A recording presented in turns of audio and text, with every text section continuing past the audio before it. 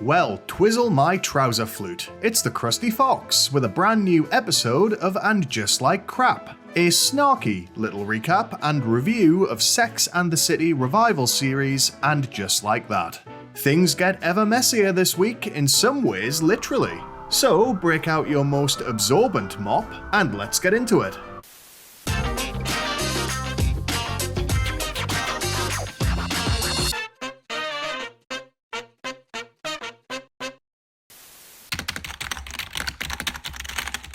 I cannot begin to tell you how done I am with this rubbish third relationship of Carrie and Aidan's. He rocks up for a longer visit to NYC at the beginning of this episode, which Carrie describes as a nice surprise. I might describe it a bit differently. For example, an inconvenience, a blight, f***ing awful. Because it's all their relationship really is these days, there's a callback to their last attempt to live together back in Sex and the City, when Aidan jokingly disrespects the obsessive feng shui of Carrie's closet space. All of his old shit ends up relegated to a spare closet in the cat's room, which, if nothing else, makes it easier for him to gather it all up and get the f*** out. There is a nasty little vibe running through this episode when it comes to Aidan's behaviour. Lest we forget, like Carrie has chosen to, he announced 2 weeks ago that he'd cheated with his ex, Kathy Aidan's wife. And in the same episode, he very visibly clocked downstairs neighbour Duncan in what I, stupid optimist that I am, assumed might be him approving of Carrie getting a little extracurricular something going on too. But no, that's absolutely not Aidan's deal. When Carrie attempts to head to a pre-arranged writing session with Duncan, Aidan chooses that moment to conveniently trauma dump a load of old shit about terrible, awful, no good, very bad son, Wyatt. It's framed as poor timing, but I dunno. There's an air of coercion about it that I am not a big fan of. And that is coming from someone who thinks Carrie is the kind of manipulator that would win Squid Game in 2 rounds or less. Obviously, Aidan is feeling insecure, and it's either that or an off-screen stroke that causes him to refer to Duncan as that cat. And that insecurity is not for nothing. I mean, let's weigh it up, shall we? The dipshit you've tried and failed with twice before, with the horrendous family and the wandering Willie, or the intelligent, handsome, successful writer who lives below you. What will Carrie do, I wonder?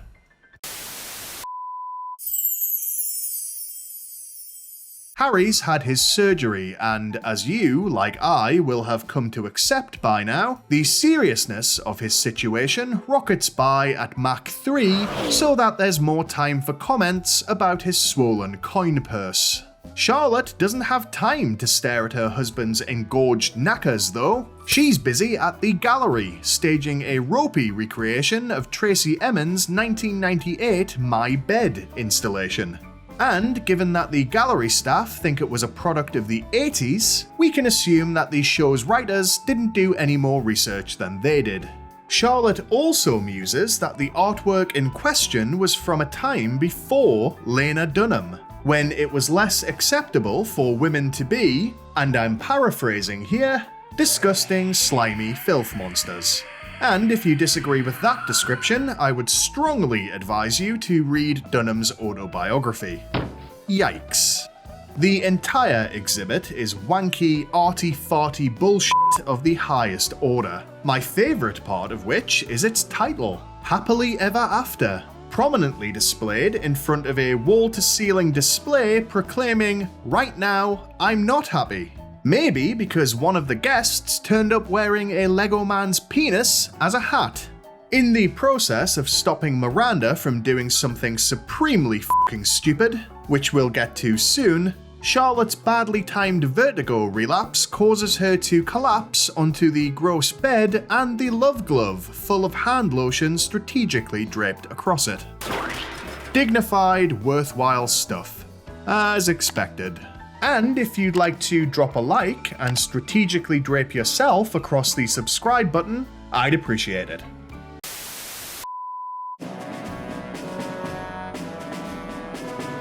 This week in Who Gives a Shit news, Harry's impression of his oncologist makes him sound suspiciously like my £600 life's Dr. Now, which I'm only just realising is precisely the kind of cameo I've been longing for. This show badly needs that level of objective, borderline abusive tough love. Get him booked, guys! Cruel genetic prank Wyatt Shaw decides he wants to go live with his mother, Kathy Aiden's wife, which leads Aiden to wonder what he could have done to cause it. Off the top of my head, Aiden? Refuse to medicate him, force him to paint stuff needlessly, constantly restrict his movements, and inflict Carrie on him.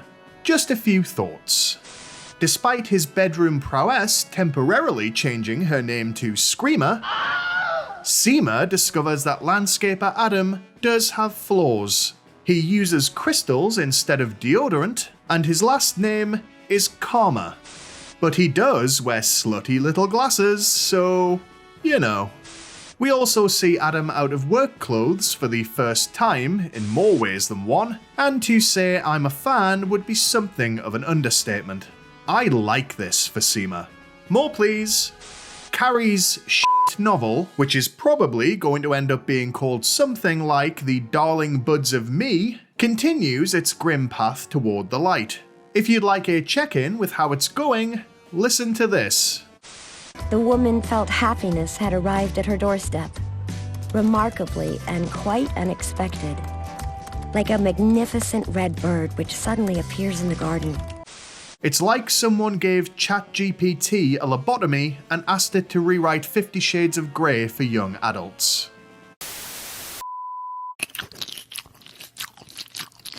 Lisa's fashion choices continue to defy logic, taste, and reason.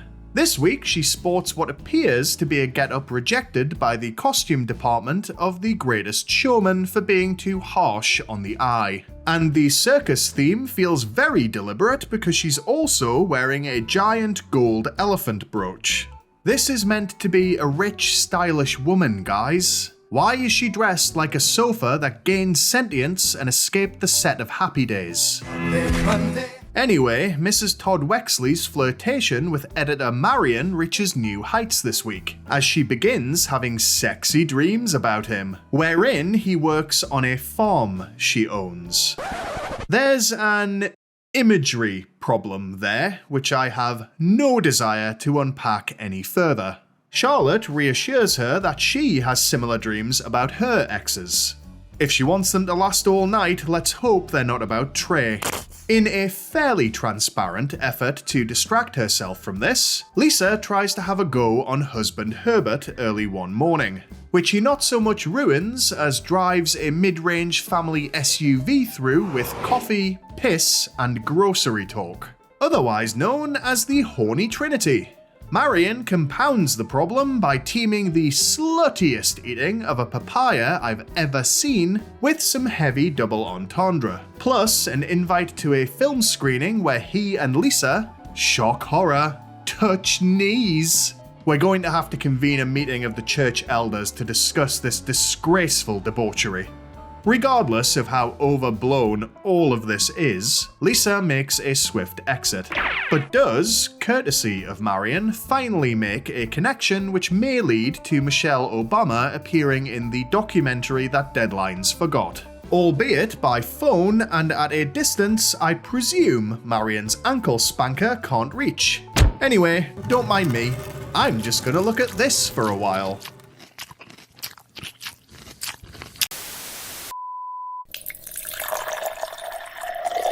Miranda's, I'm just gonna say it, f***ing ridiculous storyline this time around all centers on a rogue bottle of Canadian gin. Girlfriend Joy, who isn't aware that Miss Hobbs is an alcoholic, only that she doesn't drink, brings it by on the way back from a trip up north. Joy says she's never left alcohol at a partner's place before, which Miranda jumps on, ironically enough, like a woman dying of thirst being offered a damp sponge.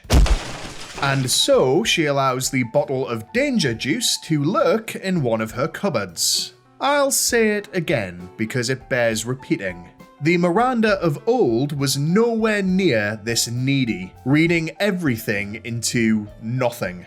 If they'd maybe contextualized this at some point with a neurosis about ending up alone in an ever-dwindling dating pool or something, it might read better. As it is, it's just weirdly desperate behavior.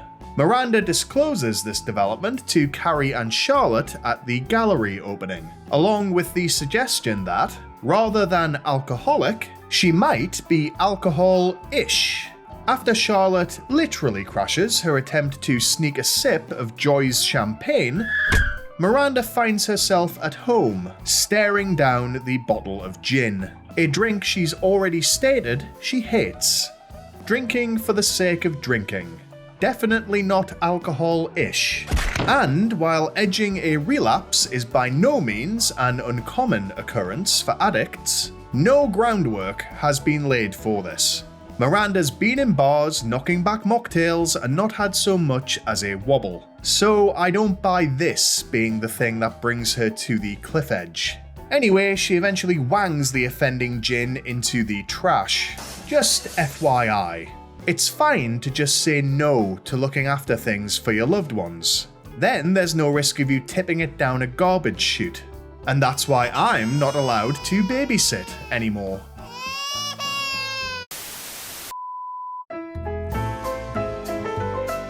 This video's question is, what's the biggest style no-no you've ever witnessed? Was it on someone else? Or were you the one on the run from the fashion police? Let me know in the comments below and the best will walk the runway next time.